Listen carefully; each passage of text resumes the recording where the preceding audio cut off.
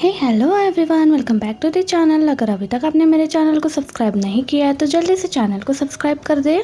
Episode की शुरुआत में सिबाई शिन्नान से पूछती है कि तुम यहाँ पर वापस क्यों आ गए हो, और फिर वो जल्दी से घर का सारा सामान ठीक करने लग जाती है ताकि शिन्नान को कुछ पता न चले। शिन्नान उसे बैठने के लिए कहता है और पूछता है कि तुमने कब से ड्रिंक करना शुरू कर दिया। सिबाई बोलती है कि अभी से ही। शिन्नान पूछने लगता है कि आखिर तुम्हारे साथ क्या हो रहा है, तो सिबाई कहती है कि मुझे बस थोड़ा सा वर्कलोड है, इसीलिए मैंने ड्रिंक करी थी, और वैसे भी मैं अडल्ट हूँ। शिन्नान कहता है कि क्या तुम मुझे कुछ बताना चाहती हो। सिबाई कहती है कि तुम डिवोर्स पेपर्स लेने के लिए आए हो ना। सिबाई डिवोर्स पेपर्स लाकर उसके सामने रख देती है। शिन्नान पूछता है कि तुम अचानक से डिवोर्स के लिए कैसे एग्री हो गई, क्या तुम मुझे इसका रीजन दे सकती हो। सिबाई कहती है कि मेरे पास कोई भी रीजन नहीं है, तुम्हें ही डिवोर्स चाहिए था ना, इसलिए मैं भी मान गई। शिन्नान अब पूछता है कि 19 अप्रैल की रात आखिर क्या हुआ था। सिबाई टॉपिक चेंज करके वहाँ से जाने लग जाती है। शिन्नान कहता है कि उस रात तुम्हारी कंपनी की मीटिंग थी और तुम ड्रंक हो गई थी, और जाओ और तुम फांग के कार में थे, और जाओ को ड्रॉप करने के बाद तुम्हें कैनोला फ्यूल के अंदर ले जाया गया था, और फिर मॉर्निंग तुम्हें जब होश आया तुमने पुलिस को कॉल करा था,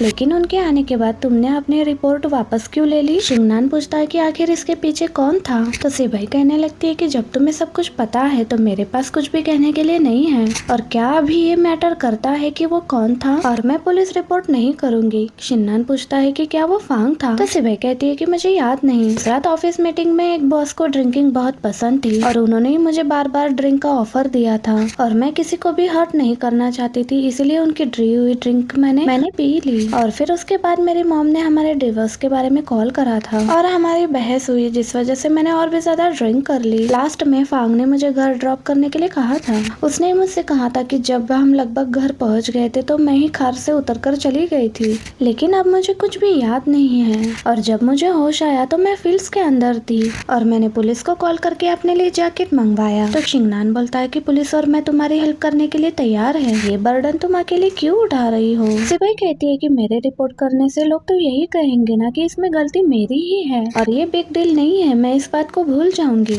अब सिबाई डिवोर्स के पेपर्स पर साइन करने लग जाती है और शिन्नान से कहती है कि मैंने तुम्हारे साथ गलत करा। शिन्नान उससे पेपर्स ले लेता है और पूछता है कि तुमने क्या गलत करा, तुम तो अपना काम करके घर पर आ रही थी। अब शिन्नान उसे पुलिस के पास ले जाने लगता है तो सिबाई मना कर देती है और कहती है कि हम जब तक शांत रहेंगे तो ये मैटर भी खत्म हो जाएगा।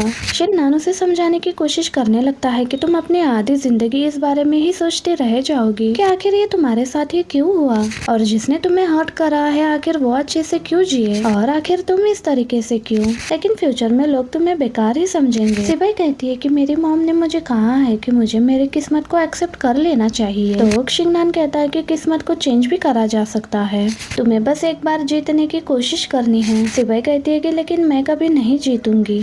तुम्हें क्या लगता है मैंने कभी कोशिश नहीं करी। मैंने बचपन में सोचा था कि हार्ड स्टडी करने से मेरी लाइफ चेंज हो जाएगी और ज्यादा काम करने से मेरी लाइफ चेंज हो जाएगी, लेकिन ऐसा कुछ भी नहीं हुआ। फिर भी मुझे लगता था कि मुश्किल टाइम सिर्फ अभी के लिए ही है और अच्छे दिन आने वाले हैं, लेकिन एंड में मुझे सिर्फ दुख ही दुख मिला, और आने वाला फ्यूचर भी मेरे लिए बहुत ज्यादा मुश्किल होने वाला है। सिबाई अपने अंदर की कमियां निकालने लग जाती है। कहती है कि मेरे पास डिग्री है लेकिन फिर भी मेरी इनकम बहुत कम है, और अब तुम्हें बताओ कि मैं कैसे जीत सकती हूँ। वो कहती है कि इस वक्त अब मुझे सिर्फ एक ही चीज चाहिए, मैं एक ऑर्डिनरी पर्सन की तरह जीना चाहती हूँ, ना तो कोई लड़ाई झगड़े और ना तो किसी एक्सपेक्टेशन से। उसकी ये सारी बातें सुनकर शिन्नान उसे हक कर लेता है और कहने लगता है कि तुमने बाहर से तो मान लिया कि तुमने हार मान ली है, लेकिन अंदर से तुम गिव अप नहीं करना चाहती हो, और अगर तुम एक ऑर्डिनरी पर्सन की तरह जीना चाहती हो तो मेरे साथ चलकर पुलिस में रिपोर्ट कर दो। अब शिन्नान जैसे ही सिबाई का हाथ पकड़कर उसे अपने साथ पुलिस स्टेशन ले जाने लगता है, निहान वहाँ पर आ जाता है। निहान कहता है कि जाओ ने मुझे बताया कि शिन्नान ने फांग को मारा, और तुम दोनों को आर्ग्यू करते हुए देखकर तो मैंने डोर नॉक नहीं करा था। शिन्नान जब यहाँ से जाने लगता है तो निहान उसे रोकता है, और निहान बताता है कि पुलिस को बताने से भी हमारे जीतने के चांसेस बहुत कम हैं। तो शिन्नान को गुस्सा आता है और वो निहान से कहता है कि क्या तुमने अपने सिस्टर को यही कहा था, और क्या एक लॉयर ऐसी बात करता है।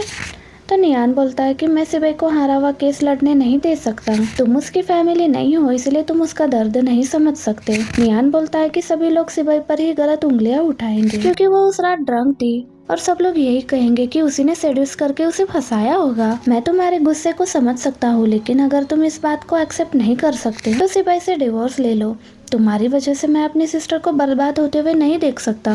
तो सिपाही नियान से पूछती है कि क्या तुमने उस दिन मुझे हॉस्पिटल में देख लिया था? तो नियान हाँ बोलता है। सिपाही शिननान से बोलती है कि वायलेंस से कुछ भी साबित नहीं होता और वो वापस से हार मान लेती है और कहती है कि मुझे अकेले में वक्त बिताना है। फिर शिंगनान और नियान को घर से बाहर निकालकर दरवाजे में लॉक लगा लेती है। अब उन दोनों के जाने के बाद वो काफी ज्यादा रोती है। आगे शिंगनान नियान से बोलता है कि तुम और तुम्हारी मॉम ये बात पहले से जानते थे, क्या सच में तुम एक फैमिली हो? नियान उसे बोलता है कि सिपाही ने पुलिस को इन्फॉर्म नहीं करा क्योंकि उसे मैंने और मॉम ने रोका था। सारा ब्लेम हम पर है, वो वीक नहीं है। तो शिंगनान कहता है कि मैं जानता हूँ सिपाही नहीं बल्कि तुम वीक हो। बचपन से लेकर अभी तक तुम सिर्फ उसे पैसे ही मांगते आए हो और यहाँ तक कि तुम्हारे लिए लोन भी उसी ने लिया है। नियान कहता है कि मुझे इस बारे में नहीं पता था। शिंगनान कहता है कि अगर तुम एक मैन की तरह जीते तो आज तुम्हारी सिस्टर इस जगह पर नहीं होती और अगर तुम अपनी सिस्टर से प्यार करते हो तो तुम उसे जाकर कहते और उससे लड़ते और कहते कि वो गलत नहीं है। शिंगनान बोलता है कि मैं इतने सालों से यही सोचता रहा कि आखिर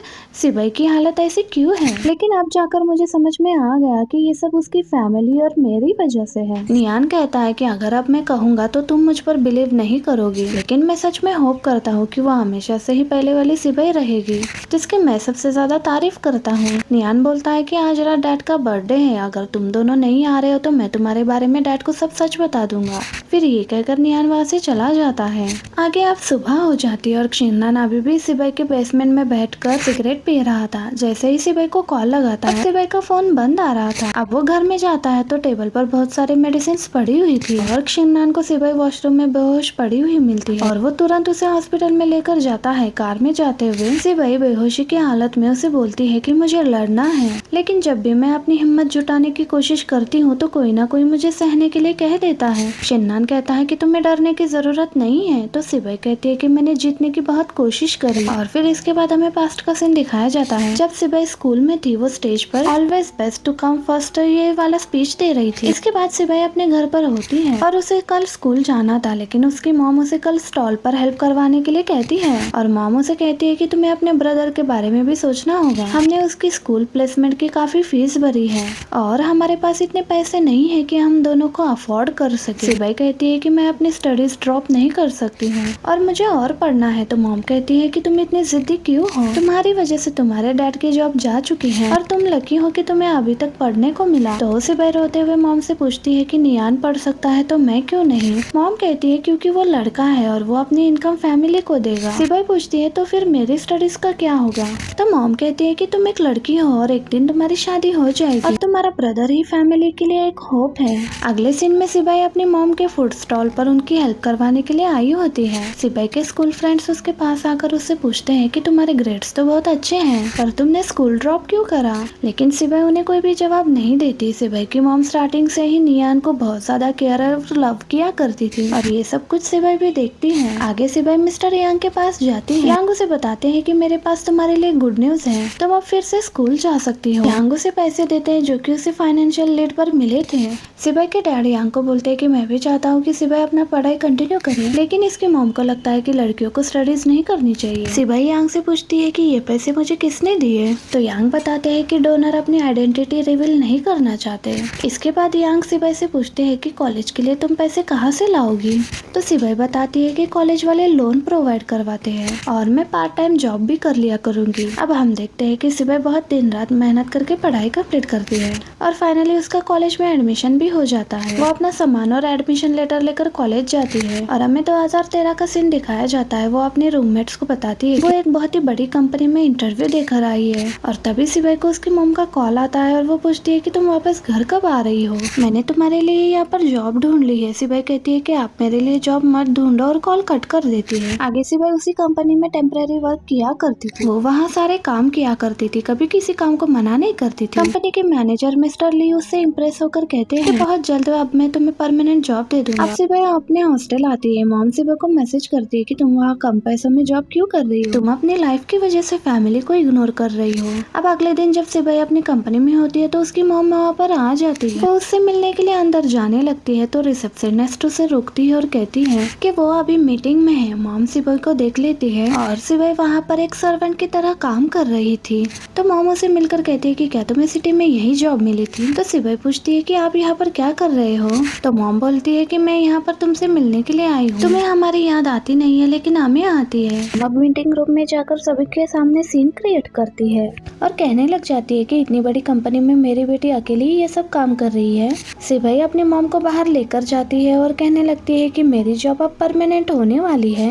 मॉम बोलती है कि मेरे साथ घर चलो और सपने देखना बंद करो और आज मैं पूरे दिन यही रहूंगी, जहाँ तुम जाओगी मैं बस तुम्हें फॉलो करूंगी। सिपाही मॉम के साथ जाने से मना कर देती है तो मॉम फिर से मीटिंग रूम में जाती है और पूछती है कि यहाँ का बॉस कौन है। मैं सिपाही की मॉम हूँ और मैं यहाँ ये बताने के लिए आई हूँ कि मेरी बेटी यहाँ पर जॉब छोड़ रही है। अब मैनेजर भी सिपाही को जॉब से निकाल देते हैं। वो उनसे रिक्वेस्ट करती है पर मैनेजर मानते नहीं बिल्कुल। अब सिपाही घर आती है तो उसकी लैंडलॉर्ड सारा सामान निकाल कर बाहर कर रख देती है क्योंकि उसने अभी तक रेंट पे नहीं करा था। अब सिपाही के पास ना ही रहने के लिए जगह थी और ना ही उसके पास ज्यादा पैसे थे, इसलिए पूरी रात वो गेमिंग कैफे में निकालती है। उसके बाद बहुत सारी कंपनीज में इंटरव्यूज भी देती है लेकिन उसे जॉब नहीं मिल पाती। अब रात में वो अपना सारा सामान लेकर सड़क में जा रही थी और वो वहीं पर बेहोश होकर नीचे गिर जाती है और इसी मोमेंट पर हमारा ये पार्ट भी एंड हो जाता है। वीडियो अच्छी लगे तो वीडियो को लाइक और चैनल को सब्सक्राइब जरूर कीजिएगा ताकि इसका नेक्स्ट एपिसोड मैं आपके लिए जल्द से जल्द लेकर आ सकूं।